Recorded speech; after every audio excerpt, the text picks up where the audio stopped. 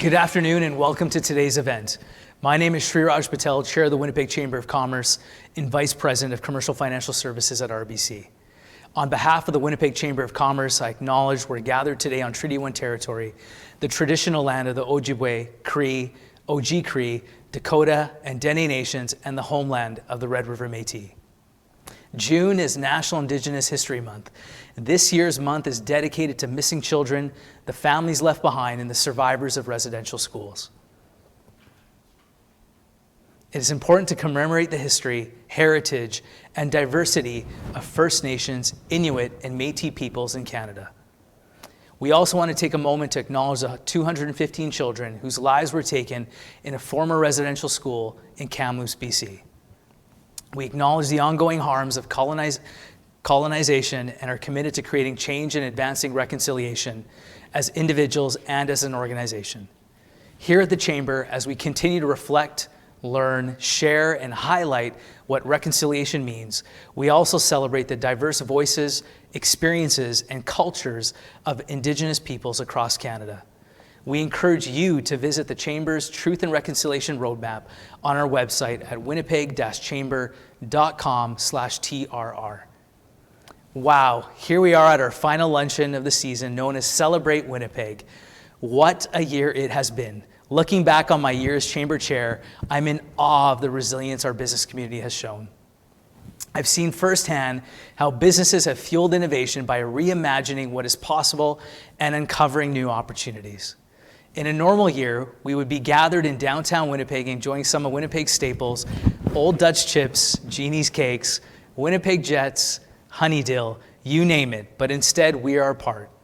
As we come together virtually, I'm so grateful to have you here with us today for this important conversation. This past year, there's been more conversation around diversity, equity, and inclusion. At the Chamber, these critical conversations are a priority for us and our members, and it is leading to important decisions we are making for our programming and events. As business owners, leaders, and professionals, you want to ensure your workplace is a safe and welcoming place for all. Organizations must hire diverse teams to strengthen community and customer relationships, but we must go beyond hiring to ensuring inclusive workplaces that allow all individuals to feel respected and valued. How can business transform their workplace to be safe and inclusive? How can businesses begin to move forward and make these long-lasting changes? And that is why we are here today. Today, we have the honor and privilege to speak with Lara Rae, co-founder of the Winnipeg Comedy Festival, an award-winning writer, comedian, and public speaker. Lara is here today to talk about what exactly it means to celebrate Winnipeg and diversity, how we can come together as a diverse city and stand on common ground. Before we jump into the fireside chat, I have a few housekeeping notes. Today's virtual luncheon programming is set up to reflect your usual in-person luncheon experience. This is your opportunity to connect with your community and other Chamber members. If you have any technical issues today, please contact any of our Chamber staff by chat on the right-hand side. They are listed as WCC Help under the attendee list. I would like to thank our title sponsors, Canada Life and PCL Construction. We appreciate your support. Also, thank you to our Chamber champions and Chamber leaders who have stepped up and helped the Chamber in providing events and supports to our members. Thank you for everything you do. We encourage you to get on social media to join in on the conversation using the hashtag WCCBiz. Before I introduce Lara, I would also like to welcome Lauren Remillard, President and CEO of the Winnipeg Chamber of Commerce, to give you a sneak peek into the 2021-2022 season. Thank you, Sriraj. You're right, what a year it has been. Never in my time at the Chamber did I think we'd be running a full event season virtually, but here we are. It's been a transformative year for your Chamber team. We have been focusing on reimagining our events, our programming, and what resources and value we offer to you, our members. I'm excited to share a little bit of what our team has been working on and what you can look forward to this upcoming fall. Our Membership Luncheon Series is one of our flagship programs here at the Chamber. It's what we were known for, and in a regular non-pandemic season, we'd gather anywhere between 500 to 1,400 members from our community, share a meal together, to connect, to learn from leading industry experts and community voices. Luncheon speakers in the past few years have included Canadian marketing guru Terry O'Reilly, Indigenomics Institute founder Carol Ann Hilton, and former president and CEO of GE Canada, Elise Allen. And of course, our signature events, the State of the Province and State of the City. Each year, we try to elevate the caliber of speakers for you, and this year, I think we did. Here's a sneak peek at our first half of our upcoming luncheon lineup. Kicking off the season in September, and hopefully by then 80% or more of our population is fully vaccinated. So in that event, what do events even look like? We're going to be welcoming Frank Sapovitz, former Senior Vice President of Events for the NFL, to walk us through planning for the next disruption. For those of you that might not know who Frank is, he was in charge of the Super Bowl, that famous Super Bowl when the lights went out. 100 million eyes on him and the lights go out. There's a lot we can learn from Frank, and he's going to bring those lessons and, of course, COVID lessons to his discussion. In October, we welcome Liz Bertorelli, social media lead at TikTok. You may have heard of TikTok. Apparently, it's the new Instagram or something, my kids tell me. Anyways, the social media platform TikTok has over 689 million daily users. Definitely something worth paying attention to. Liz will discuss the experience leading social media brands such as Apple and Shopify with their luncheon titled The Human Behind the Brand. The pandemic, though, forced our economy into an accelerated digital transformation. Improved innovations are removing barrier after barrier of physical offices and are introducing businesses to entirely new markets. In November, the e-commerce marketing lead at Google Canada, Sarah Scurfield, will share insights on how businesses can work better with Google. And in addition to our annual State of the Province luncheon with Premier Brian Pallister, our last 2021 luncheon in December, we are thrilled to announce Sky Bridges, the newest CEO of the Winnipeg Foundation. As Canada's first community foundation celebrates 100 years, Sky moves into his new role with the mindset philanthropy is a call to action for inclusion. Sky will share his vision for the Winnipeg Foundation in his talk, Our Gift to 7 Generations. Stay tuned for the full speaker lineup to be announced this summer. We are eager to get back together in person for chamber events. But until then, I do want to encourage all of us and your teams to get vaccinated. We have the power to end this pandemic and lift the health restrictions. Together, we can reopen Winnipeg and get back to what we all want to do, get back to business. And while we don't know what the future brings, I'm going to say this. Break out your business cards, put away those sweatpants, dust off your business wear, because I do believe we will be welcoming you to in-person events at the Chamber before the leaves turn this fall. I cannot wait to see you again, face to face, shake your hand, and yes, hug. And your Chamber Luncheons is where it's going to happen. Thank you. Thanks so much, Lauren. I know I've said this almost every event, but I truly look forward to gathering together with the Winnipeg business community soon. Let's jump right into it. I'm so honored to be introducing you to Lara Rae, co-founder of the Winnipeg Comedy Festival. Lara Rae is a prize-winning writer for radio and television, a public speaker, an MC, a radio host, and a 30-year veteran of stand-up comedy. She is the co-founder of the Winnipeg Comedy Festival and was the Just for Laughs Homegrown Comedy Competition National Champion in 2000. 2000? That's only 21 years ago. She's the only transgender person to guest host the CBC Radio flagship program, The Current. She also teaches at the University of Winnipeg in the Women and Gender Studies Department. She was one of the developers of the international hit sitcom Little Mosque on the Prairie, for which she shared 2 Geminis, 2 Canadian Comedy Awards, and a Prix Roma Screenwriting Prize. Her autobiographical play, Dragonfly, debuted at the Theatre Projects Manitoba in March 2019 and has since been published and nominated for 2 Manitoba Book Awards and a Winnipeg Theatre Award for Best Play. She is one of the Manitoba 150 Nellie McClung Trailblazer recipients for her community work, which includes her work with One Just City, Bear Clan, and her own food program pantry, which has served thousands of free meals to her West Broadway community since 2019. It is my pleasure to introduce you to Lara Rae. Wow, that's incredibly impressive. I should ask for more money. That's an amazing What an amazing biography. It is phenomenal. Thank you. Well, thank you so much for joining us Thank you. today. I can take my mask off. For sure. Oh, it's so good. This has been 2 years, 2 years in It the has making. been. I wasn't sure if I was going to be alive when it was finally came around. But they postponed it last year, and then finally we're here. Yes. But we can't do it in person, Yeah. obviously. So we're doing it like this, which is sure. just as good. Yeah, well, this is a hopefully. great treat for me. First off, with everything going on in the Are world. these, I just wonder before we start, right? So is this PG, so, because I'm a comic, so I don't swear? Yes. That's Okay, good. And also, I was just going to suggest, because we're all about safety now in these times, these might be too close to the fire. Right. For the fire. Yes. Oh, wait, there is no fire. There is more lies. More lies. You promised me a fire. I'll build one. You know, I didn't get a lunch, at least a fireside, but no, For sure. no.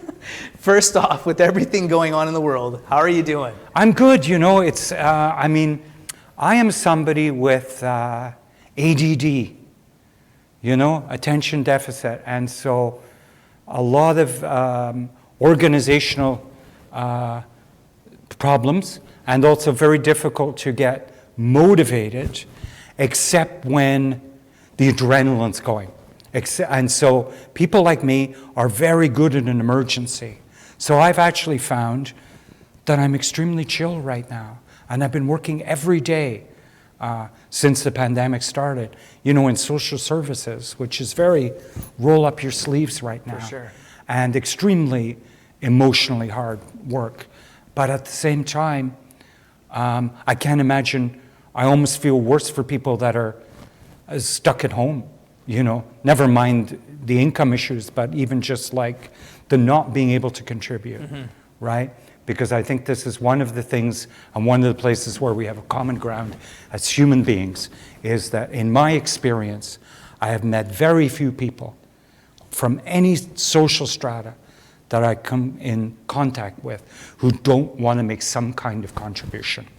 And I think one of the problems we have is that our neoliberal and very globalist homogeneous culture makes very specific decisions about what a contribution is and what is important.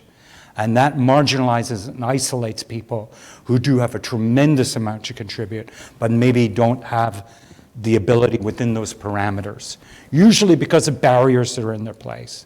And one of the things I'm hoping, the restructuring of the world that is primarily necessary through the human incursions, which are catastrophic to our, you know, Androsphere, the Anthropocene, that we begin to correct these, because this is the work that needs to be done.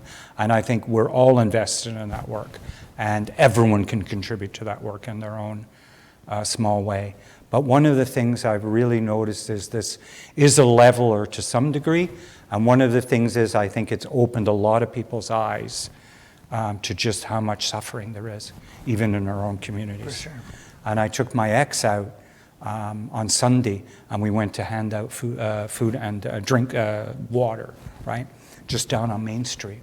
And, you know, a lot of people, you know, we're a feeder and a suburban city where we've kind of emptied the downtown. And so a lot of people don't come into the downtown, and so they don't see what's going on. And what's going on is a growing epidemic of suffering of all kinds. And it opened our eyes in a very positive way. And I think that's what common ground is just opening our eyes, you know. And about, for example, the one example of someone said, you know, what do you mean by common ground? We talked earlier about one of the things we would be eating was one of these genie cakes, you know, which I'm not from here, I'm from Toronto, right? And so I'm a transplanted Torontonian living in Winnipeg, you know. The transplant was a complete success, yeah.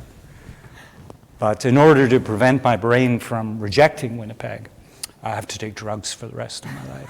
When I came here, I had to learn a lot of new things. And one of the things I learned is, out here in the prairies, people take a stale cookie and they put edible oil product on top of it, and then some kind of sponge like a kind of dishwashing sponge, and then more edible oil on top, and then they call it a delicious cake, right?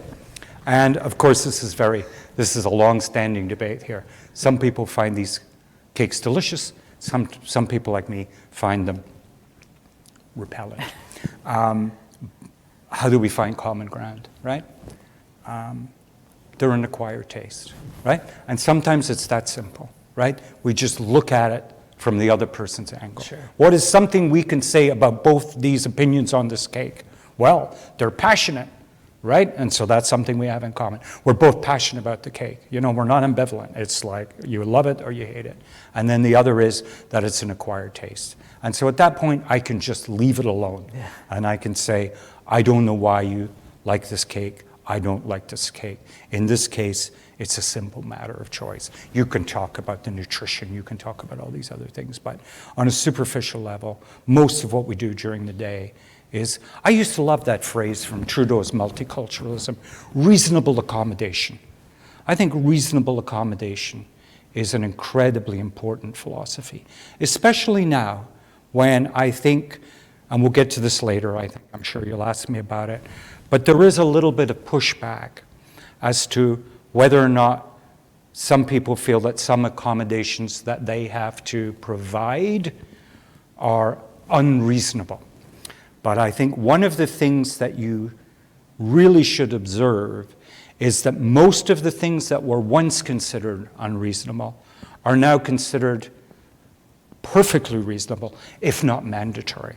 And when I grew up, and this was just the culture we lived in, but when I grew up, the idea of a Muslim person having to go and get their mat and go and pray somewhere privately, if some of the prayer periods fell during the work hour, became a situation of conflict, right? Now it's just a matter of course, right? We don't even think at work. Where's this worker? Oh, of course it's, and so she's praying, right? And everyone understands it.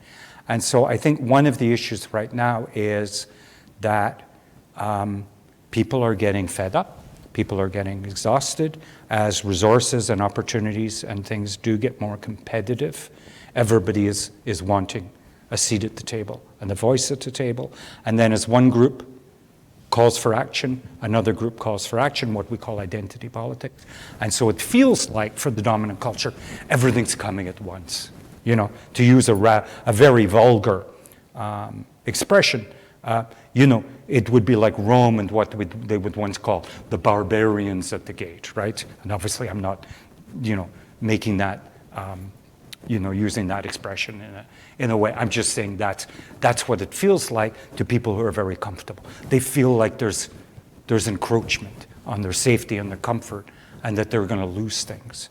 But what we find more and more often is that the extension of generosity is a renewing principle, right? And the more we actually are generous and open, the more it seems to be given back to us. And that's terribly important, I think. Mm-hmm. Well, no, thank you so much for that. How long before you haven't even asked me a question yet. For those who don't know, can you share some stories from your childhood? From my childhood, absolutely, yeah. And so I was born in 1963 in Glasgow, Scotland. And so it was an extremely, it's so familiar when I come out here. Rothsay, Selkirk, right? All these Kildonan. These are all Scottish places in Scottish terms, of course, because we were such a big part of the settling of the West and the settling of Canada. But we came here for a better life. And in many ways, we were given one. And so I'm very grateful for the opportunities my family enjoyed in this country. And that's why I fight so vigilantly to make this a country that's safe and equal for everybody. But it was very white. It was very economically despairing. It was profoundly racist. It was profoundly homophobic. It was profoundly violent. And so it was not a good environment to raise children in, And I think sometimes, when I speak to my young students, they're not even, they can't even imagine what it's like. I tell students, and I can't really say it with shame because I was a child, but I had one of those racist, what they used to call gollywog dolls. That's like a black doll with the striped, little outfit and the banjo, like a minstrel doll. And I had this as a toy. They were very common in the United Kingdom, and I adored it. I adored this toy. But of course, it's a racist toy, but I didn't know that, right? There was a television show that we used to watch called Black and White Minstrels. Hard to believe, 1972. The first half, white musicians playing kind of folk and Celtic kind of music. The second half, blackface, right? Horrifying. But as a child, it was more animated. It was designed to be comedic, of course, with modern eyes, vulgar and disgusting. But as a child, it was just wallpaper. It was just part of the culture. And so it's amazing how much of this is just inside of you and how much of it you have to unpack. And so when people say, I can't believe anyone ever says, who's part of a dominant culture, I'm not a racist, right? I'm a racist. I was raised a racist. Of course I'm a racist. Every single day, I have to get away from that racist mentality and racist world I was brought up in. And even when I'm saying and doing the right things with mindful practice, things still come up. And I know where they come from, right? But that's our work and our responsibility, is to say, you can't just pretend this wasn't how things were or how we behave towards other people. You have to accept it, and you have to move forward, and you have to be honest, and you have to do it with integrity. It is absolutely risible for a white person to say. And the other one is, I don't have a racist bone in my body, right? I never understood why they picked bones. Well, you have a racist tongue, right? You have a racist mouth, right? You have a racist hand that writes racist things. So I don't really care about your bones, right?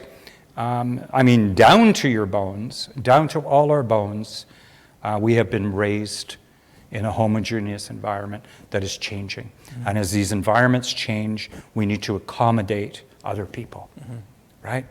And not just people of ethnicity, but gender minorities, like myself, a transgender person. But of course, as you can guess, when I grew up in Glasgow, I couldn't go to my parents. It's a magical world we live in, where children can go and say, you thought I was a boy, but I'm really a girl. And the parent picks up the child and says, I welcome you, and I welcome you in your authentic gender. What would you like to call yourself? I would literally have been put into some kind of corrective place. And my parents were progressive by the spirit of the day, but they wouldn't have known what to do with me. There was no venue. And yet, at the same time, I knew who I was, and I knew that my people, my culture, trans people, had a history. So at 7 or 8 years old, I knew who Christine Jorgensen was. I knew you could change your gender. I knew there were places in the world that were more liberal and more open. And so that saved me. And I guess in short, that's awareness and education, right? And I was a precocious kid, so I found it on my own. But if they can't find it on their own, then there has to be an opportunity to have them access it. And that's one of the most dangerous things about not talking about racism, sexual minorities, and all these things to children when they are young. Because if we don't talk about it when they're young, children very quickly realize that things that adults don't talk to them about when they're young are bad, right? They're bad. Sex, bad. Homosexual, bad. It's an implication, right? And so it's not a neutral position to withhold this information until a later age. It is already, by definition, destructive. Sure. And it also makes a mistake by conflating sexual activity with gender and existence and personhood. So when somebody says to me, I don't understand or I don't support the transgender lifestyle, you know, what's my lifestyle today? I'm going to finish this. I'm going to go back to work. I'm going to go home. I'm going to feed my rat, right? And then I'll be in bed by 7:30. That's my lifestyle. What could you possibly object to, right?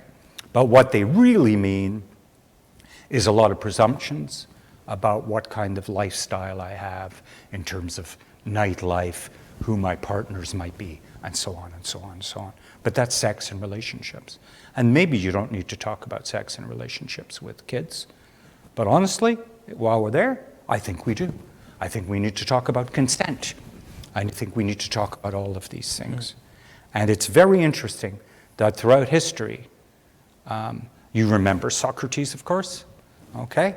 So Socrates was killed in Athens, and this is, you know, whatever, 300, 400 BC. And what was he killed for?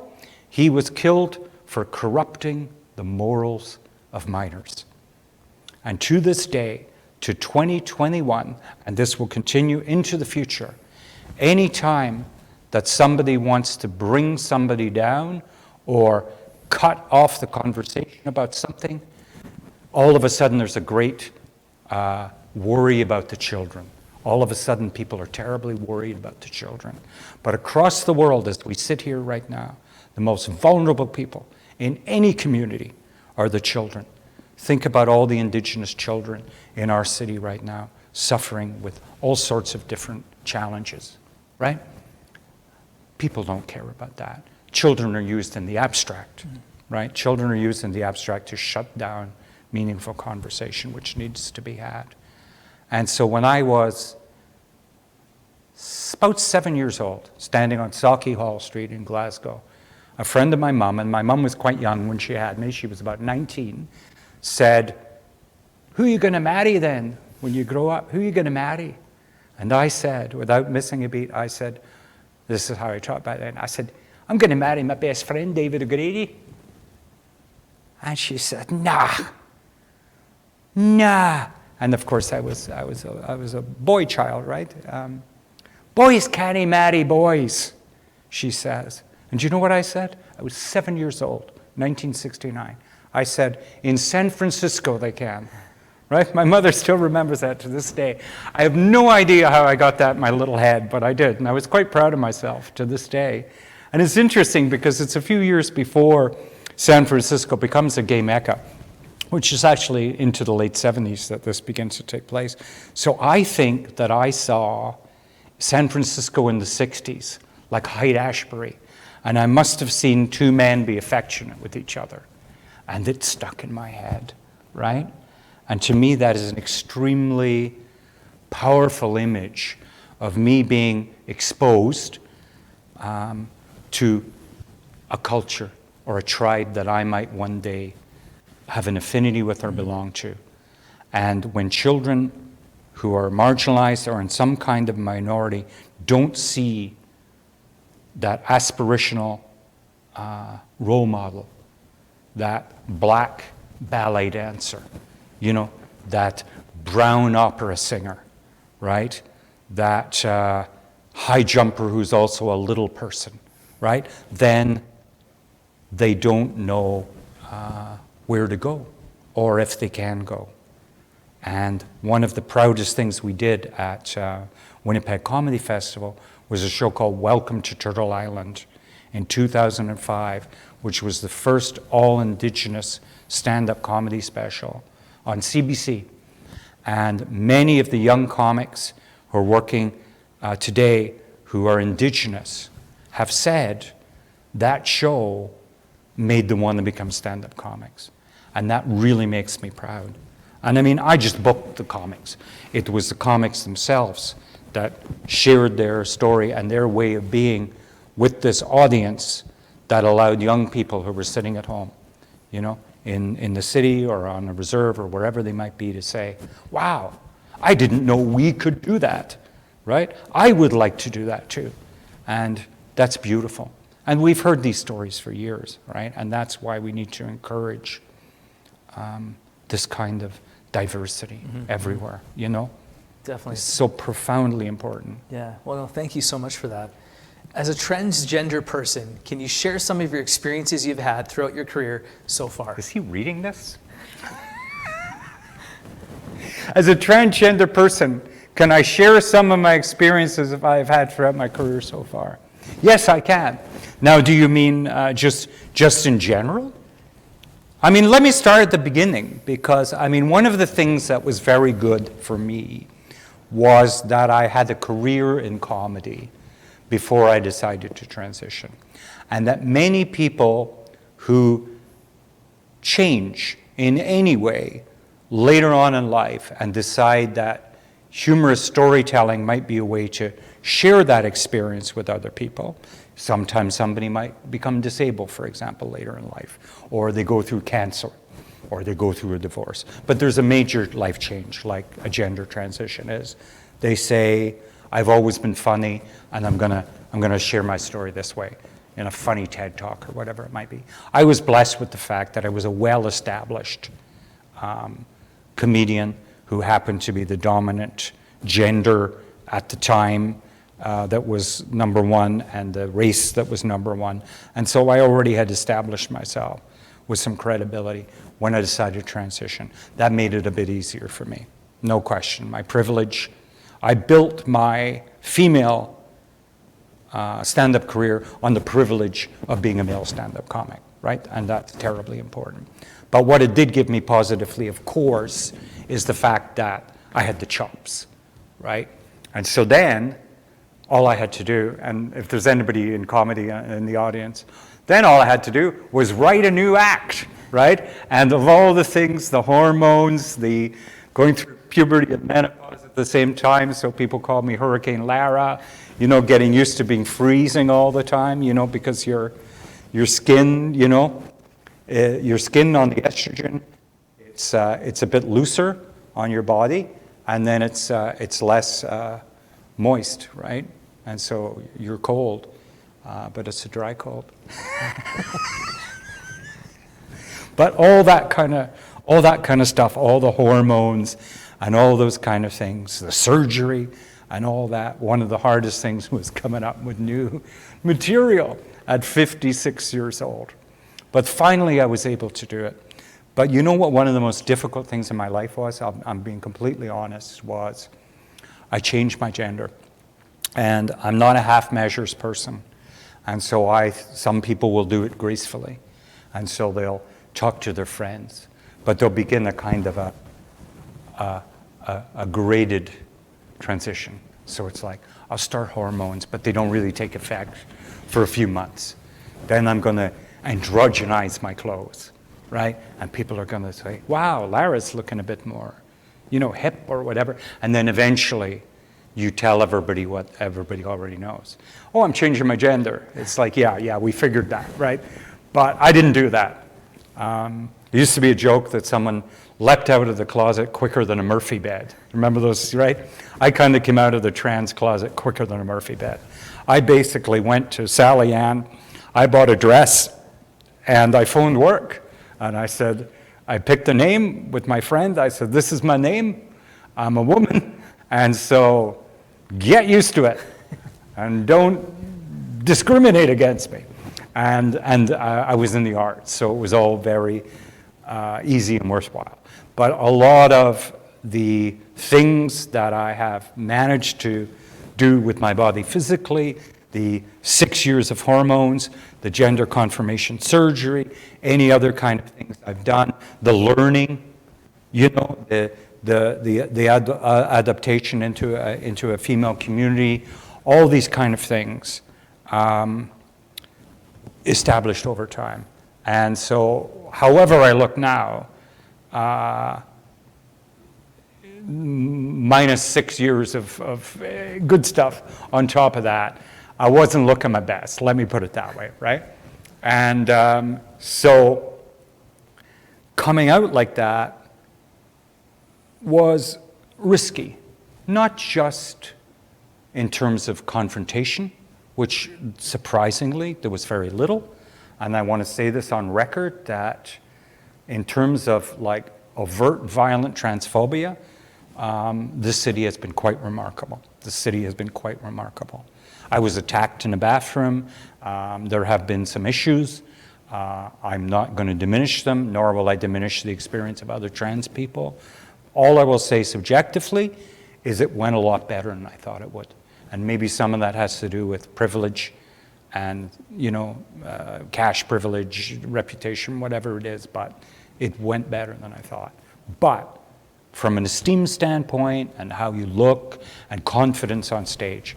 So the first time I went out on stage, and I would say the subsequent 3 or 4 times, I would come out on stage and a lot of people would know that I had transitioned. They would announce me by my Lara, and so different name, but yet still people wouldn't twinge. And so I would come out and people would laugh, but they weren't laughing with me. They were laughing at me. They weren't sure what I was up to, what I was doing. And then sometimes after the show, even though I'd done a whole show about how hard it is to start hormones and do all these things, even though I talked about it, people would still think it was a joke. I'd say, is this true or are you just making it up?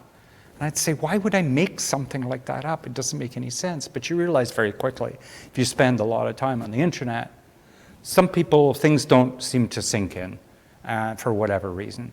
And so I didn't know if I could stand that humiliation. I didn't know if I could stand, given a life of privilege and a life of trying to begin to live with integrity, because I suffered a lot as a trans person. And I poured that suffering into drugs and alcohol, right? And selfish behavior and all the things that you do from a place of brokenness. You steal, you lie. I did all those things.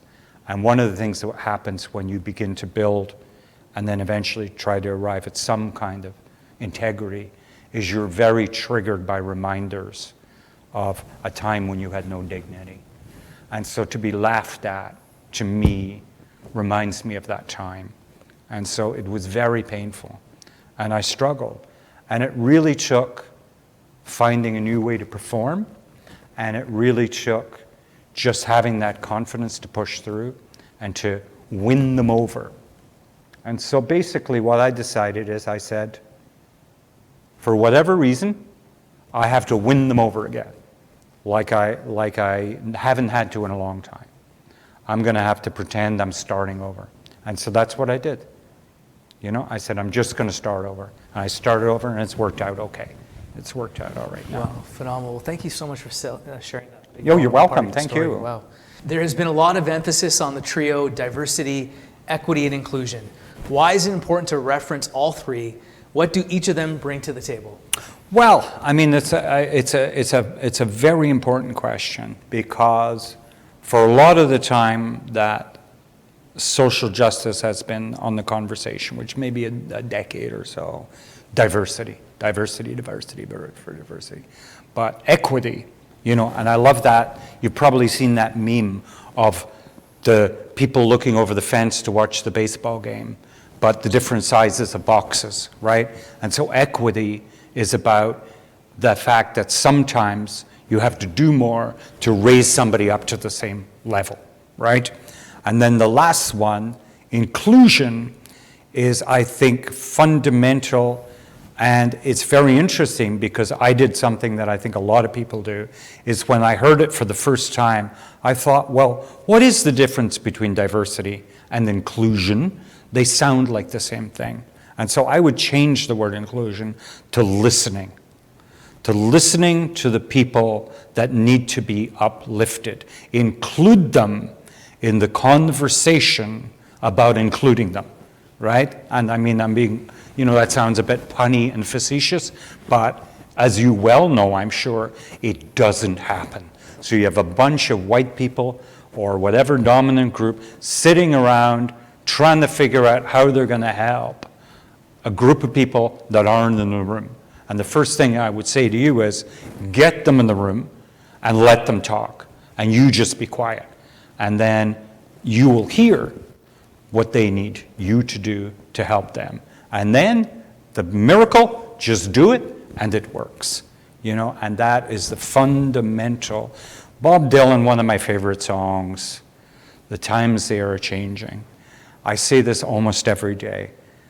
Get out of the new road if you can't lend your hand. Right? So it's not even get out of the new road if you're struggling with trying to figure it all out, or if you need to get your stuff out of the way. If you can't lend a hand, get out of the new road, right? And I love talking, as you can see. I love sharing my thoughts and experiences. But at the same time, as an instructor at the University of Winnipeg, the best thing I can do with the young people in the class that I talk to, 20-year-old, 19-year-old, mostly non-binary students, is to just shut up and listen to what they have to say. And then most of the time I'm thinking, you don't need my help. You just need my support and my endorsement. You don't need me to tell you what to do. You already know what to do, right? You think the world is confusing? Talk to a 6-year-old. They'll explain it to you. They know what's going on. They don't have any problems getting their head around pronouns and stuff. The same way they don't have a problem, that a baby doesn't have a problem navigating a computer mouse because it's been in their world and close at hand from the time they were born, right? And for us, it hasn't been. So why are we trying to fix a world we can barely keep up with and understand? Just get out of the way. Get out of the way. Go home, right? Go to bed, Mom. Go to bed, right?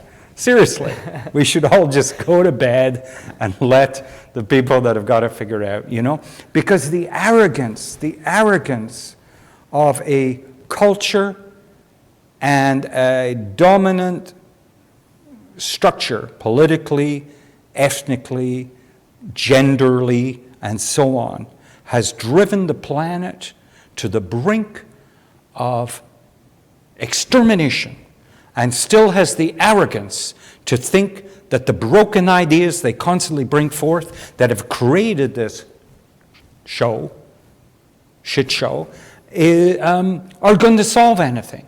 It's risible. It's risible. Let someone else have a turn, right? If you're trying to fix something, you're sitting around, think of the world as IKEA furniture, right? You give Dad an hour and a half. If all he's doing is screaming and making people cry, maybe put him to bed. Go to bed and let the kid do it. And then some kid comes in, usually neurodiverse, fixes it in 3 minutes, right? And then if you come up and you say, you show me how to do that, just say, just go to bed. Let me do it every time from here on in, And I mean, I'm being funny, but it's so fundamental and so true, right? But we're so socialized to, I'm here, nothing to fear, I'm here. The person that made all the mistakes and created all the problems is back to create more. What do you need me to do? Go to bed. Go to bed. Listen to your young employees. Listen to your people that are coming up. What do they need? What can you do to make their lives easier?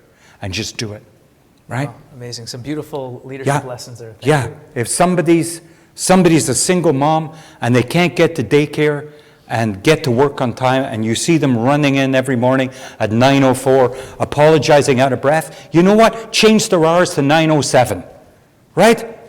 That's all you need to do, right? When has it ever been determined that these arbitrary settings that we've created, including the school system where we warehouse children out of the Industrial Revolution for far more hours than they need to pick up on the stuff you need to get around in this world. We hold on to these like they're sacrosanct, right? That they're rituals, almost religious rituals, that we can't break or alter, right? We realize we are so adaptable. One of the most beautiful things about the pandemic is we can change the entire structure of our organization in a week if we have to. Right. So if we have to do that to prevent people from getting sick, from a virus? How about from the virus of racism? How about from the virus of transphobia?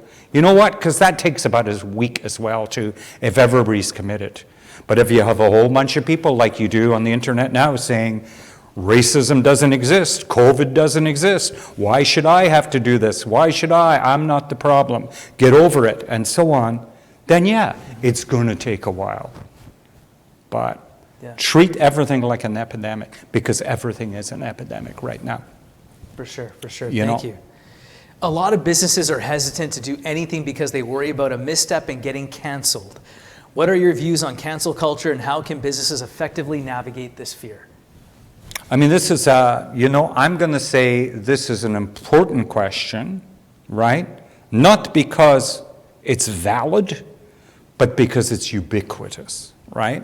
And so the first thing I would have to say is, the more you try to define what cancel culture supposedly means, the more you realize it's really hard to define. And so really it comes down to what side of the vague political equations you sit down on, right? And then you're using it very selectively, usually to take the worst examples of what used to be called political correctness gone mad, and establish them as if they're the baseline, which they never are, right? And so the idea, a lot of businesses are hesitant to do anything, right? So first of all, you have a very, iffy placeholder sitting there. Anything. What's anything? Right? So they don't really mean anything. A lot of businesses are hesitant to become progressive, right? Because they worry about a misstep and getting canceled. And so the first thing I would ask somebody who asked that question, like Jordan Peterson, I would say, give me an example of a company that sincerely tried to do something progressive, made a misstep, and were canceled. What I do see is I see a lot of tone-deaf advertising campaigns getting canceled, and the tone-deaf advertising white male-run ad agency that was tasked to do the diversity poster and ended up screwing it up because they didn't ask a single black person in the office if this was offensive, if there even was a black person in the office. Is their contract being canceled because they're not delivering? Absolutely, right? Have they lost all their income in their life and their family don't talk to them? Highly unlikely, right? People aren't being canceled for making missteps, right? Unless you want to call Harvey Weinstein's behavior a misstep, and then I would say you probably should be canceled because your radar is a little bit off. So I would say that one of the things that I would say is that one of the things that is happening, and this will sound like strange coming out of my mouth, but I am actually very surprised sometimes how knee-jerk responsive companies are to being called out of some kind of problematic behavior. This employee acted in an inappropriate manner to another person. They were caught on tape. And then the whole internet is mad at the company. And by Monday morning, that person is gone, right? They have been canceled in order to protect the company from being canceled. A lot of times, if the person is useful to the company, they're brought back in the back door, right? And so at the end of the day, it really is not a tool that is leveled in a way that goes against how these tools have been leveled since the beginning of time, which are based on status, economics, and so on, right? And the reality is that even in Harvey Weinstein's case, as a producer and as a powerhouse in Hollywood, he was a pretty wounded figure already and disgraced by the time this all came about. So to finish him off, if I can use a kind of bullfighting metaphor, was pretty easy, right? But the reason that he wasn't for 25 years is not so much because Me Too. I mean, the Me Too online momentum obviously helps It was extremely powerful in that way. But at the same time, nobody touched Trump, right? Who's far more egregious. So a lot of this canceling and stuff is leveled arbitrarily and unfairly, right? And it often is tied into celebrities and so on. So I think it's very important. And if it puts people on notice, more's the better, right? But I do think that people should not be hesitant in trying to bring about fairness and equality because they're afraid they're going to be canceled. Right. And to even use that as a reason is to kind of show your hand on where you're sitting on the whole thing. And so I hate to quote Ayn Rand, but I will. Check your premises, right? Check your premises before you really go into this. Things that are done sincerely don't tend to be, people aren't taken down. Sure. They may be slightly hobbled and embarrassed by something, but yeah. Okay, well, Yeah, thank the whole cancel culture thing, yeah. Thank you for your insights on that. Thank you. The Bystander Act acknowledges when individuals witness potentially dangerous or harmful situations, they have the ability to act, assist, call for help, tell someone. Why is it important for people to act and not stay silent? Well, I mean, there's the old one, and I'm not going to repeat the whole thing, but they came for the Jews. They came, and I didn't say it. They came for the trans. I didn't say anything. When they're coming for people, they're going to come for you eventually. So help people before they come from you. That's basic altruism, throughout human history. That's been a very effective way to do it. As a trans person, I have a very specific example. Many times I am misgendered. That is, somebody calls me him or he instead of she or her. It's very, very painful and upsetting and humiliating for trans people to have to endure this. And often it's careless or casual, right? But if it's consistent and repetitive, it's either an aggression or a microaggression, and it becomes very difficult and eventually can become a workplace issue. But in most cases, it's somebody being a bit incautious and careless. I'm very sensitive to it. I get very upset, even when it's a mistake. But the thing I happen to get most upset with is that I have to do, and you hear this in marginalized communities all the time, I have to do the emotional labor every time. Because every time somebody misgenders me in front of a group of other people, and I'll say, please don't call me him. And the other person will say, oh, I didn't, sometimes in denial, or I don't think I did. And then I'll turn to other people in the assembled group. Nobody ever hears that, and everyone always looks at their shoes.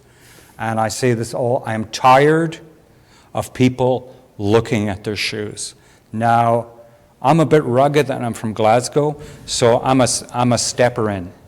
I step into a lot of situations that are very dangerous, like I'm talking weapon situations.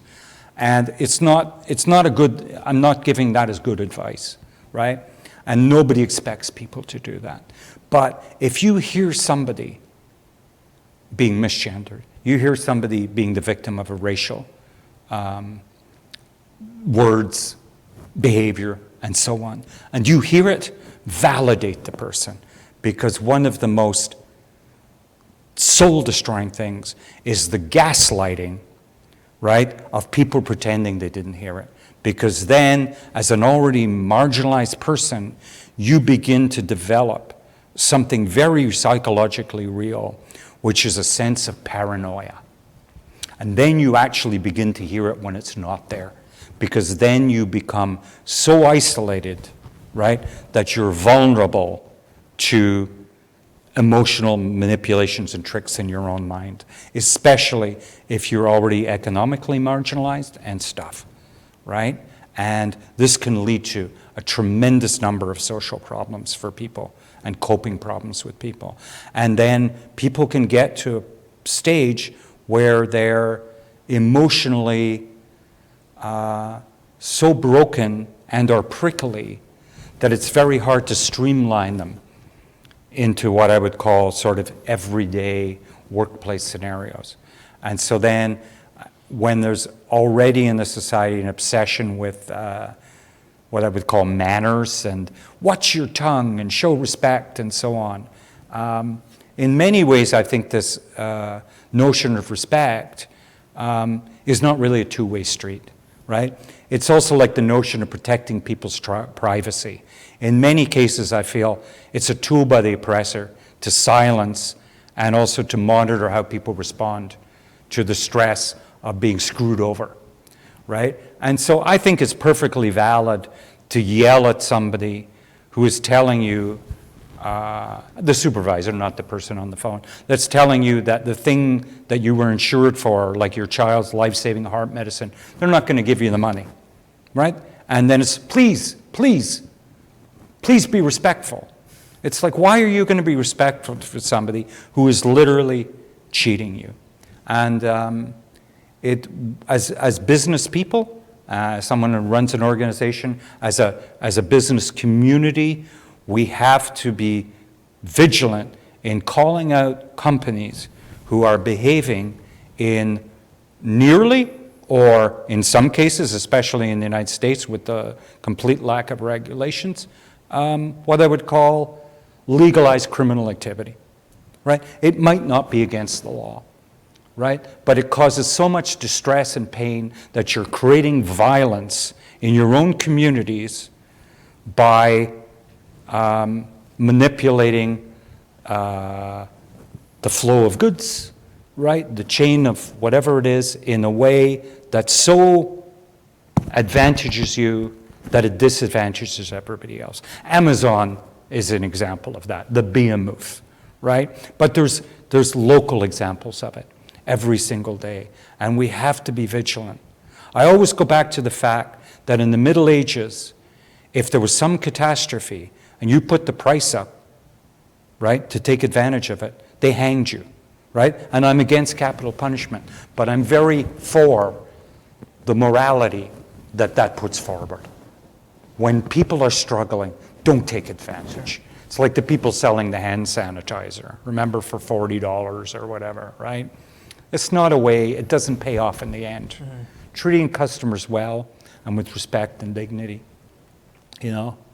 And so often in the diverse community, I mean, there's an old adage you don't hear anymore, but I love small businesses where the people are from a culture where they've never seen a trans person probably in their life. They're very conservative. They're very family function. They might even be homophobic or whatever it is.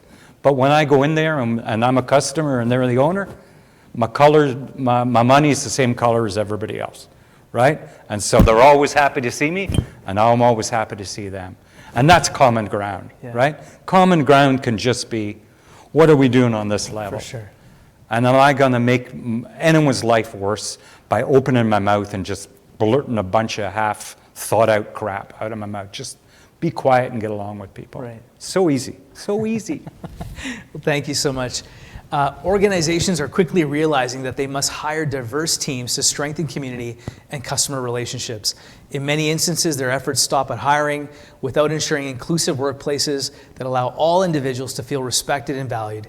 How can businesses transform their workplace to be safe and inclusive?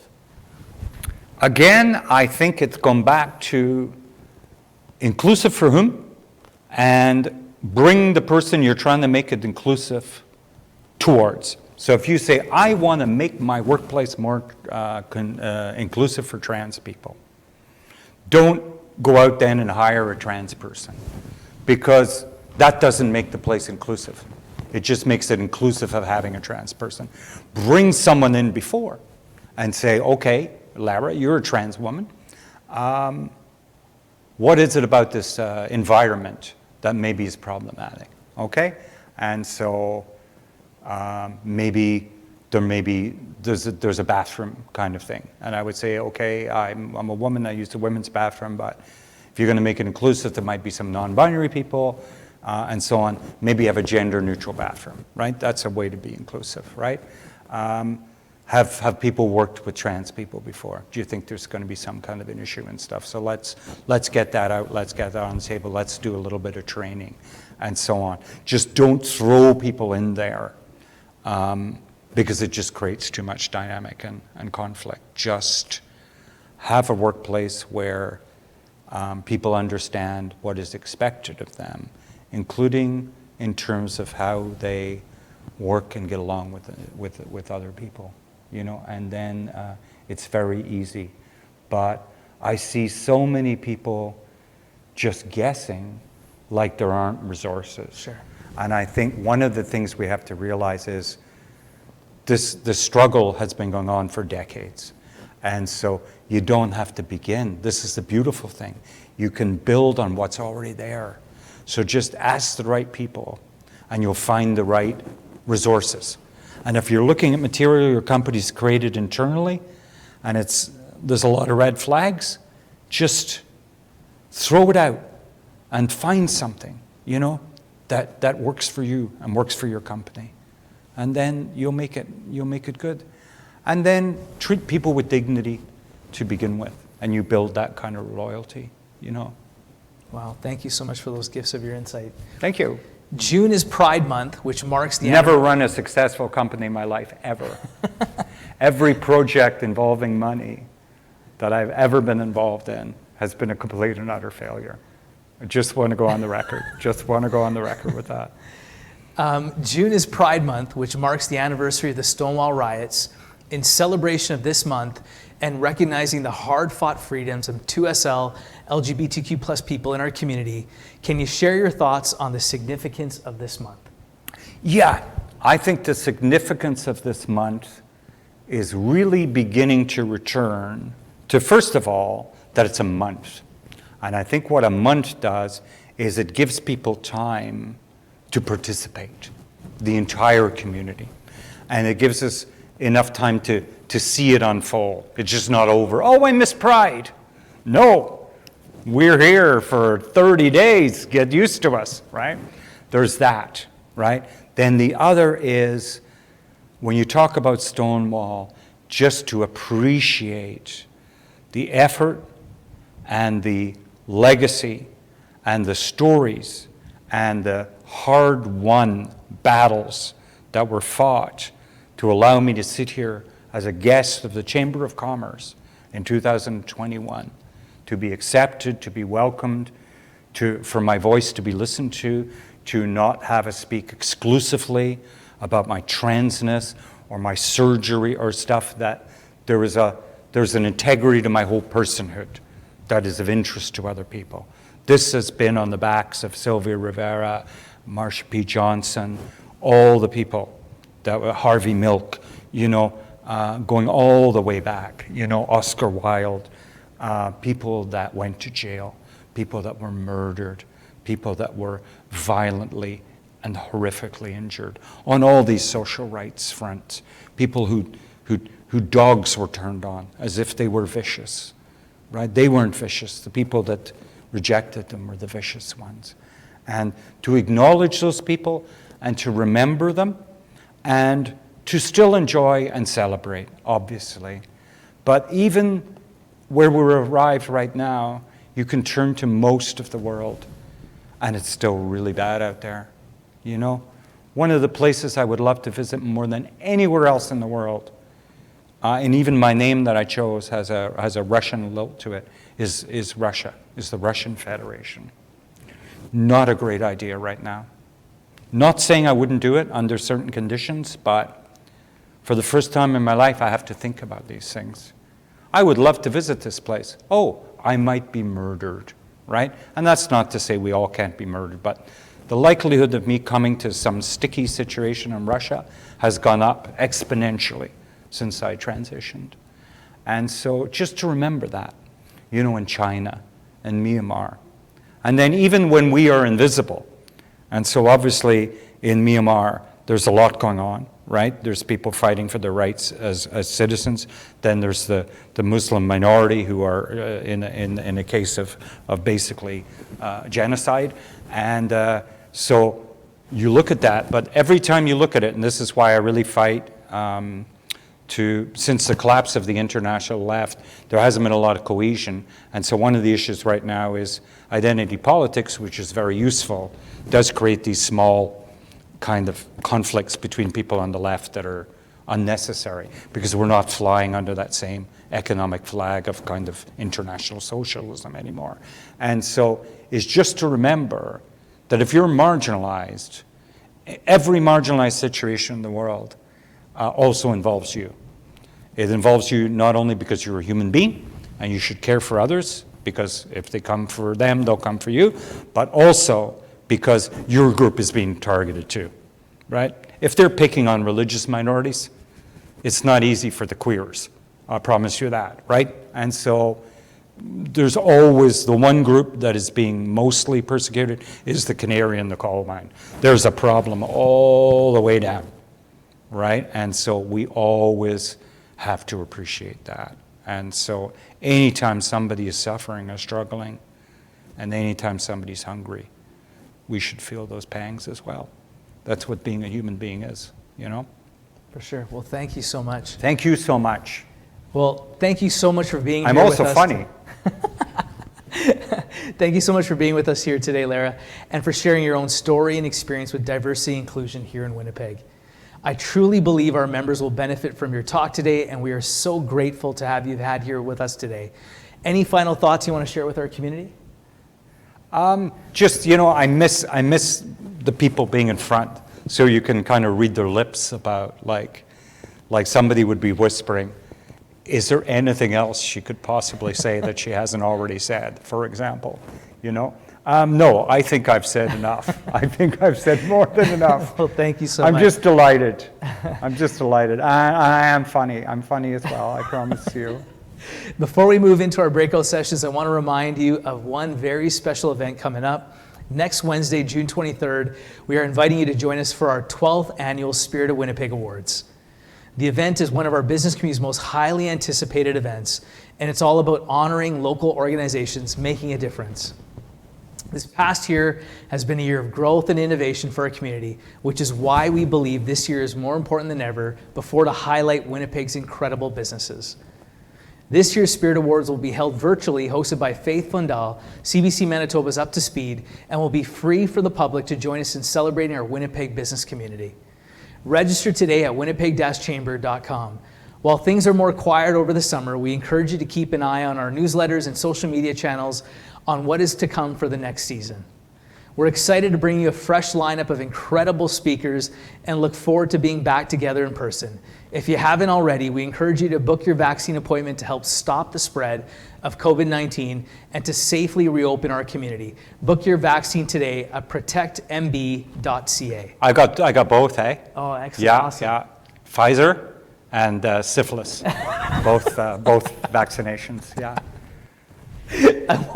Feeling very well protected. I want to thank you all for supporting the Chamber and continue to join us for these fantastic virtual events. Now we have to come to the part of the program where you have the opportunity to connect and hear from your other members in the Winnipeg business community. This is your opportunity to participate in virtual networking roundtables, debrief what you've learned, and share your thoughts with other local business community leaders, all while connecting with a purpose and building meaningful relationships. Maybe even schedule a coffee connection in the near future. Here's how this is going to work. On the left-hand side, you'll see a tab that says Sessions under the Stage tab. In each breakout room, the individual who's been at their current organization the longest will be the conversation facilitator. If you are the facilitator, please encourage each attendee to do quick introductions. From there are 3 questions to guide each roundtable discussion. The 3 questions are: how has your organization focused on ensuring a safe and inclusive workspace for all? Are there any practices that you think would be beneficial to share with others in the community? What are some of your favorite local businesses owned and operated by members of Winnipeg's diversity communities? Tallest poppy. Okay, now it's time to network and discuss with other members in your community. Please click on the Sessions tab. Thank you again, Lara, for joining us and sharing your story. Once your breakout session is done, you do not need to go back to the stage. The meeting will be adjourned.